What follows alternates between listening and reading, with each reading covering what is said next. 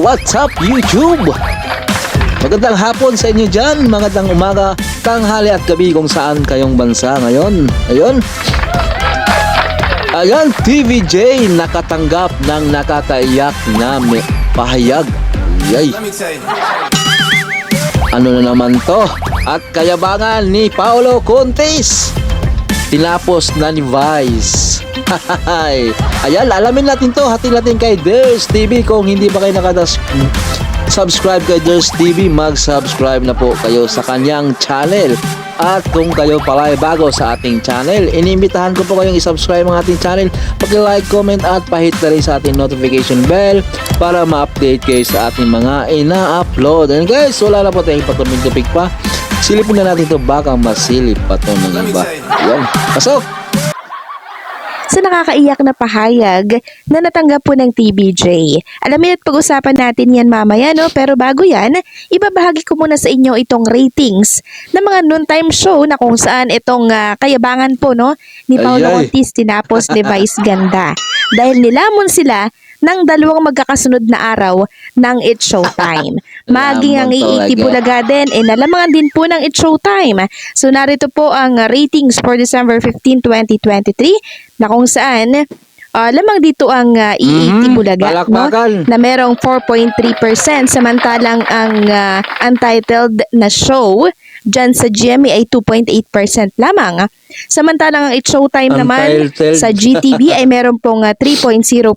So nalamangan po ng It's Showtime ang untitled show ng GMA Network. And then for December 16 naman na rating. Untitled na ba talaga yung nilagay dyan sa mga results sa noontime show na? Untitled. Ay. Lamang dito ang It's Showtime, mo. Meron pong 4.5%. Samantalang ang Itbulaga sa TV5 ay meron lamang 4.1%.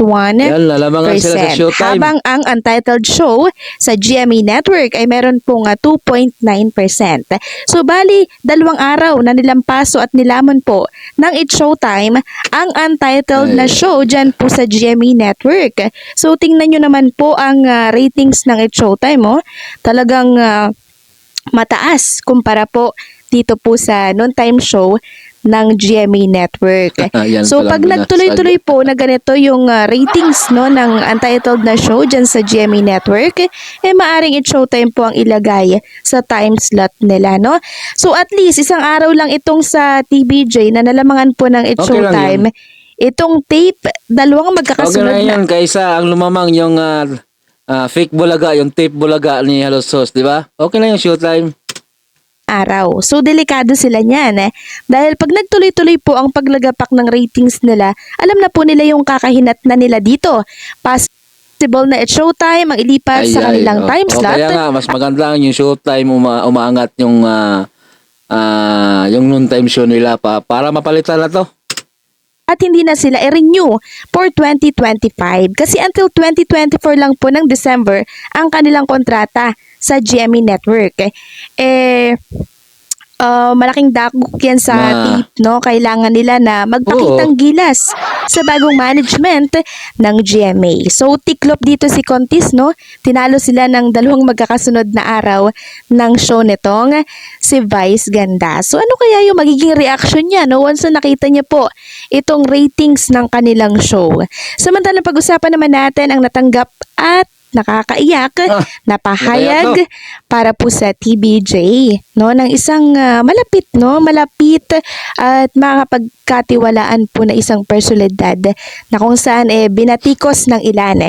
Ito po ay mula sa isa sa may utang na loob sa TVJ na tumatanaw po ng malaking utang na loob ang nagawa sa kanya ng TVJ. Tinatanaw niya po ng malaking utang na loob, no, na tinaasan po ng kilay ng ilan dahil nga yung mga halusos daw yung nagpapasahod at hindi po ang TVJ. So narito po ang kanyang naging pahayag. Basahin natin.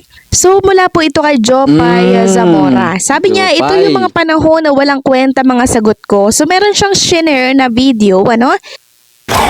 Share na video yung mahaba na Hungry like a zombie? Bite a Snickers!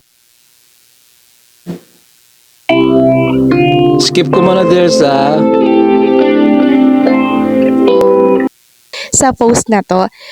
Sabi niya, tanong ni Ninong Joey, pero nang dahil sa TBJ talaga namang nakilala ako ng gusto. correct. Umingay ang pangalan Correct ni yan. Jopay, nagkaroon ng Six kantang bomb Jopay nakilala dahil sa TVJ, di ba? by Mayonnaise. Day 17, Monday to Friday. Tapos meron pang kaliwat kanan na guesting sa GMA at mga racket sa labas. At nakapunta pa kami sa ibang bansa para mag-perform at nagkapag-guest sa ibang channel. Nagkaroon ng mga commercials, ibang klase talaga magpasikat ng TBJ. Talagang re-respetuhin ka ng mga tao at mamahalin. Tumpak, Yes, totoo tumpak. po yan, ano? Talagang ibang klase. No, ibang klase kumpara sa iba. And syempre, salamat Ate Joy Cancho at kinuha mo ako para maging Sex Bomb Girls at naging house dancer ng Itbulaga. From being a dancer, ginawa mo akong singer kahit na medyo matigas ulo ko noon. Kasi ayaw ko maging singer pero pinush mo pa din ako kasi sabi mo, need ng maganda. Nabudol mo ako doon. Lahat pala kami magaganda tapos ginawa mo pa akong artista. Grateful ako sa ginawa mo sa buhay ko, Ate Joy. Maraming salamat po. Sa Itbulaga, na naging tahanan at pangalawang pamilya ko ng almost 20 years. Talagang nalungkot, umiyak, nagmukmuk ako nang mabalitaan 20 ko na years. nawala sa inyo ang pangalan na Itbulaga. Dalawang dekada. Akala ko alis lang kayo sa tape, yun pala pati trademark na wala din. Masakit sa dibdib sobra pero mabait si Lord kapag naging humble at marunong talaga mag-wait, ibibigay niya ang isang malaking regalo para sa inyo at sa buong Dabbercats. Kung pag-uusapan ng utang na loob, malaki ang utang na loob ko sa TBJ Itbulaga kay Ate Joy at sa mga sumusuporta sa akin. Dahil sa inyo may Jopay na kilala ng mga tao hanggang ngayon at sa huling hininga ko sa mundo.